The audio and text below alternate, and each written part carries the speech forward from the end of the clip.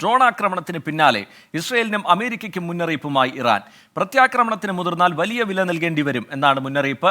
ഇന്നലത്തെ ആക്രമണം ലക്ഷ്യം കണ്ടെന്ന് ഇറാൻ അവകാശപ്പെട്ടു.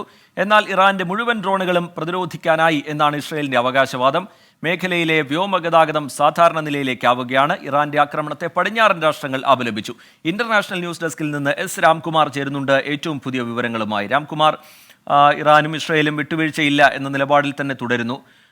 കൂടുതൽ ജാഗ്രതയോടുകൂടി തുടർ നടപടികൾക്കുള്ള ആലോചനയും നടക്കുന്നു എന്നുള്ളത് ആശങ്കയേറ്റുന്ന ഒരു കാര്യമാണ്. അതിനിടയിലും അന്താരാഷ്ട്ര സമൂഹത്തിൻ്റെ വിവിധ രാജ്യങ്ങളുടെ ഇടപെടൽ, UN-ന്റെ ഇടപെടലൊക്കെ ഈ വിഷയത്തിൽ ഉണ്ടാകുന്നുണ്ട്. ഒരു സമവായത്തിനുള്ള സാധ്യത തെളിയുന്നു എന്ന് പറയാൻ കഴിയുമോ രാംകുമാർ? റിജിത്ത്, നിലവിലെ സാഹചര്യത്തിൽ ആയുധങ്ങൾ കൊണ്ടുള്ള ഒരു പ്രകോപനത്തിൽ നിന്ന് തൽക്കാലം രണ്ട് രാജ്യങ്ങളും മുതിർന്നിട്ടില്ല. എങ്കിൽ പോലും പരസ്പരമുള്ള വാക്പോരുകൾ, അവകാശവാദങ്ങൾ, മുന്നറിയിപ്പുകൾ ഇതൊക്കെ തന്നെ തുടരുകയാണ്. ഏതാനും കുറച്ച് സമയം മുമ്പ് ഇറാൻ പ്രസിഡന്റ് ഇബ്രാഹിം റൈസി ഇന്നലെ നടന്ന ഡ്രോൺ ആക്രമണത്തിന് ഒരു വിശദീകരണ കുറിപ്പ് പുറത്തിറക്കുകയുണ്ടായി. അതിൽ പറയുന്നത് സ്വന്തം ഞങ്ങളുടെ പരമാധികാരത്തിലേക്കുള്ള കടന്നുകയറ്റത്തെ പ്രതിരോധിക്കാനുള്ള അവകാശം വിനിയോഗിക്കുക മാത്രമാണ് ഇറാൻ ചെയ്തിട്ടുള്ളത്. അതിനുള്ള അവകാശം ഇറാൻ ഉണ്ട് എന്ന് വ്യക്തമാക്കിക്കൊണ്ടാണ് ഈ വിശദീകരണ കുറിപ്പ്.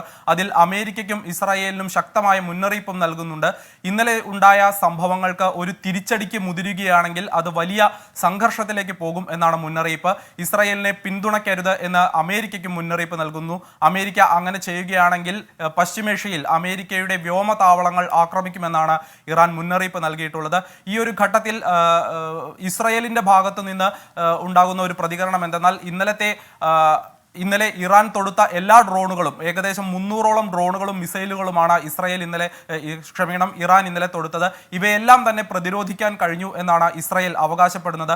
അതുകൊണ്ട് തന്നെ ഇറാന്റെ പ്രത്യാക്രമണത്തിനെ വിജയിക്കാൻ കഴിഞ്ഞു എന്നും ഇസ്രായേൽ അവകാശപ്പെടുന്നു. മാത്രമല്ല, ശക്തമായ തിരിച്ചടി നൽകും എന്ന മുന്നറിയിപ്പ് ഇസ്രായേലും നൽകുന്നുണ്ട്. ഈ ഒരു ഘട്ടത്തിൽ മറ്റു രാജ്യങ്ങളുടെ സജീവമായ ഇടപെടൽ ഈ വിഷയത്തിൽ ഉണ്ടാകുന്നുണ്ട്. നയതന്ത്ര പരിഹാരം തന്നെയാണ് എല്ലാവരും തേടുന്നത്. തുർക്കി ഇറാനുമായി ബന്ധപ്പെട്ടു കഴിഞ്ഞു. കൂടുതൽ പ്രകോപനത്തിന് മുതിരരുത് എന്ന് ആവശ്യപ്പെട്ടിട്ടുണ്ട്. ഏതാനും സമയത്തിനുള്ളിൽ G7 രാജ്യങ്ങൾ യോഗം ചേരും. അതുപോലെ തന്നെ ഐക്യരാഷ്ട്ര രക്ഷാസമിതിയും യോഗം വിളിച്ചിട്ടുണ്ട്, അടിയന്തരമായ യോഗം വിളിച്ചിട്ടുണ്ട്. ഇവരെല്ലാം തന്നെ ആവശ്യപ്പെടുന്നത് കൂടുതൽ പ്രകോപനം ഉണ്ടാകരുതെന്നാണ്. ജർമ്മനി, ഫ്രാൻസ്, UK തുടങ്ങിയ രാജ്യങ്ങളെല്ലാം തന്നെ ഇറാന്റെ ഈ ഒരു നടപടിയെ എതിർത്ത് രംഗത്ത് വന്നു. അതിനെതിരെ ഇറാൻ ഈ രാജ്യങ്ങളുടെ നയതന്ത്ര പ്രതിനിധികളെ വിളിച്ച് അതൃപ്തി അറിയിക്കുകയും ചെയ്തിട്ടുണ്ട്. കാരണം ഇറാൻ പറയുന്നതനുസരിച്ച് അവരുടെ ഡമാസ്കസിൽ അവരുടെ നയതന്ത്ര കാര്യാലയത്തിന് നേരെ ഇസ്രായേൽ ആക്രമണം നടത്തി. അവരുടെ റവല്യൂഷണറി ഗാർഡിന്റെ സുപ്രധാന നേതാക്കൾ കൊല്ലപ്പെട്ടു.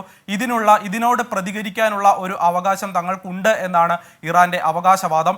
മാത്രമല്ല, ഈ നേരത്തെ തന്നെ ഈ ഹമാസും ഇസ്രായേലും തമ്മിലായിരുന്നു പശ്ചിമേഷ്യയിൽ നേരിട്ടുള്ള യുദ്ധമെങ്കിൽ പോലും ഇറാൻ പരോക്ഷമായി അതിൽ തുടക്കം മുതലേ തന്നെ പങ്കാളികളാണ്. കാരണം ഇറാൻ പിന്തുണയ്ക്കുന്നവരാണ്. ഇറാന്റെ പിന്തുണയോടുകൂടി പ്രവർത്തിക്കുന്ന സായുധ സംഘങ്ങളാണ് ഹമാസ്. അതുപോലെ ലബനനിലെ ഹിസ്ബുള്ളയായാലും യമനിലെ ഹൂതികളായാലും ഒക്കെ തന്നെ ഇറാന്റെ പിന്തുണയോടുകൂടി പ്രവർത്തിക്കുന്നവരാണ്. ഇവരെല്ലാം തന്നെ ഇസ്രായേലിന് നേരെ റോക്കറ്റ് ആക്രമണങ്ങൾ നടത്തിയിരുന്നു. എന്നാൽ ഈ ദമാസ്കസിലെ നയതന്ത്ര കാര്യാലയത്തിന് നേരെ ഉള്ള ആക്രമണത്തിലൂടെ ഇറാന് നേരിട്ട് ഈ ഒരു വിഷയത്തിൽ ഇടപെടാനുള്ള ഒരു അവസരം ശരിക്കും ഇസ്രായേൽ തുറന്നു കൊടുക്കുകയായിരുന്നു എന്ന് വേണമെങ്കിൽ പറയാം. ശരി, എസ് രാംകുമാർ ഇന്റർനാഷണൽ ന്യൂസ് ഡെസ്കിൽ നിന്ന് വിവരങ്ങൾ നൽകുകയായിരുന്നു. പശ്ചിമേഷ്യയിലെ സാഹചര്യം കൂടുതൽ വഷളാവുന്ന നിലയിലേക്ക് എന്ന സൂചന നൽകുന്ന തരത്തിലുള്ള പ്രതികരണമാണ് ഇറാന്റെയും ഇസ്രായേലിന്റെയും ഭാഗത്ത് നിന്ന് ഏറ്റവും ഒടുവിലായും പുറത്തുവരുന്നത്. അതിനിടയിലും സമവായ നീക്കങ്ങൾ സജീവമാക്കുന്നുണ്ട് UN-ഉം ലോകരാജ്യങ്ങളും.